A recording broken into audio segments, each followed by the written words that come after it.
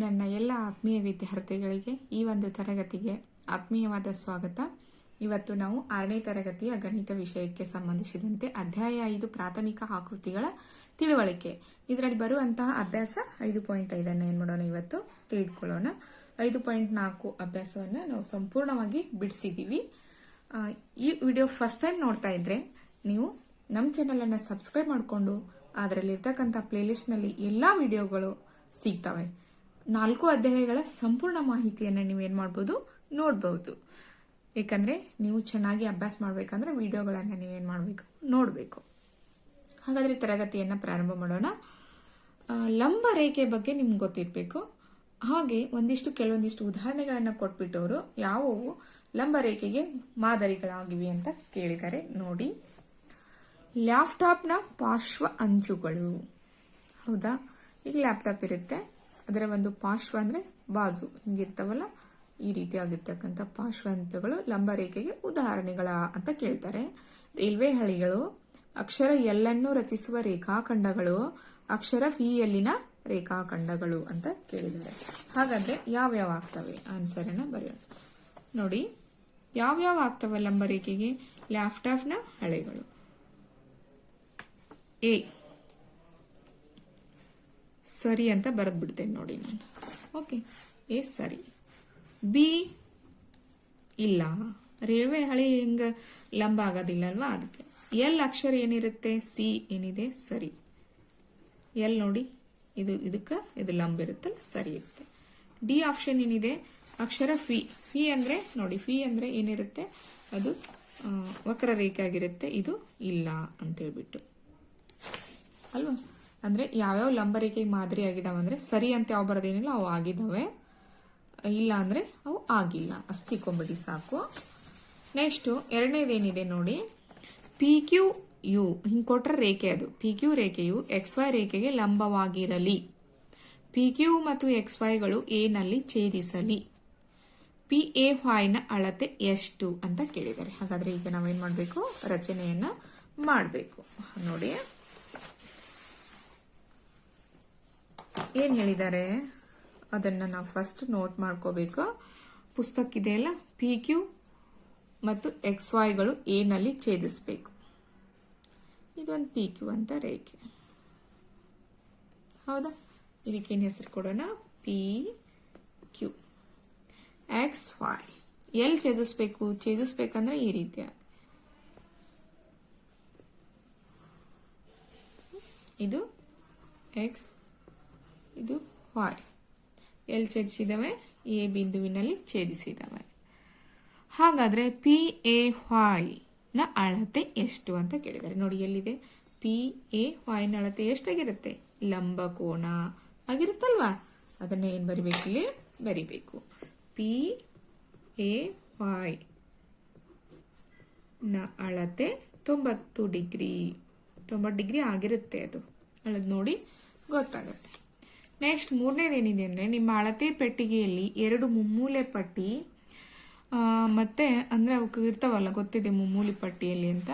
ಕೋನದ ಅಳತೆ ಎಷ್ಟು, ಯಾವುದಾದರೂ ಕೋನದ ಅಳತೆ ಸಾಮಾನ್ಯವಾಗಿದೆಯೇ ಅಂತ ಕೇಳಿದ್ದಾರೆ. ನಿಮಗೆ ಮುಮ್ಮೂಲೆ ಪಟ್ಟೆಗಳನ್ನ ನಾನು ತೋರಿಸ್ತೀನಿ. ಕಂಪಾಸ್ ಬಾಕ್ಸ್ ಬೇಕು. ರೇಖಾಗಣಿತ ಅಂದ್ರೆ ನೀವು ಕಂಪಾಸ್ ಬಾಕ್ಸ್ ಅನ್ನು ಯೂಸ್ ಮಾಡಲೇಬೇಕು. ಕಂಪಾಸ್ ಬಾಕ್ಸ್ ಇರ್ಲಿಲ್ಲ ಅಂದ್ರೆ ಆಗೋದಿಲ್ಲ. ನೋಡಿ, ಇವಕ್ಕೆ ಏನಂತ ಕರೀತಾರೆ, ತ್ರಿಭುಜ ಪಟ್ಟಿ ಅಥವಾ ಮುಮ್ಮೂಲೆ ಪಟ್ಟಿ ಅಂತ ಕರೀತಾರೆ. ಇದರಲ್ಲಿ ಯಾವುದು ಸಮ ಇರುತ್ತೆ ಅಂತ, ಯಾವ್ದಾದ್ರೂ ಒಂದು ಕೋನ್ ಸಮ ಇರುತ್ತೆ ಅಂತ ಕೇಳ್ತಾರೆ. ಇರ್ಬೋದನ. ಹೇಗ್ ಮಾಡೋದು ಅಂದ್ರೆ, ಇಲ್ಲಿ ಹಾಕೊಳ್ಳೋಣ ಇದನ್ನ. ನೋಡಿ, ಕಾಣಿಸ್ತಿಲ್ಲ,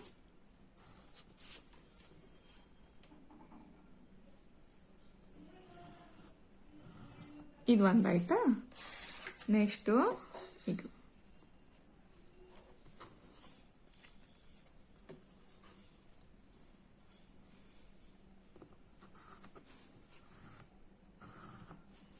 ಈಗೇನ್ ಮಾಡೋಣ, ಅಳಿಯೋಣ.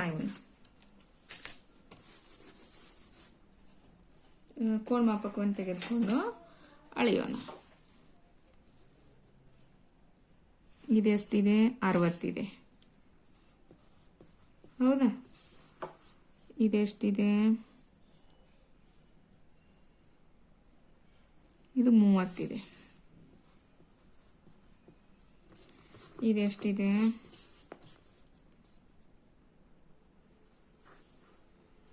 ಅಂದರೆ ಇದು 90 ಇದೆ ಅಂತ. 90 ಇದೆ ಇದು. ಇಲ್ಲಿ ನೋಡಿ,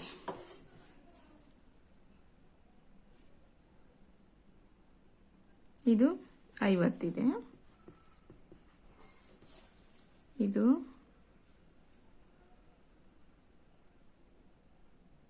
45, 40 ಅನ್ಸುತ್ತೆ. 40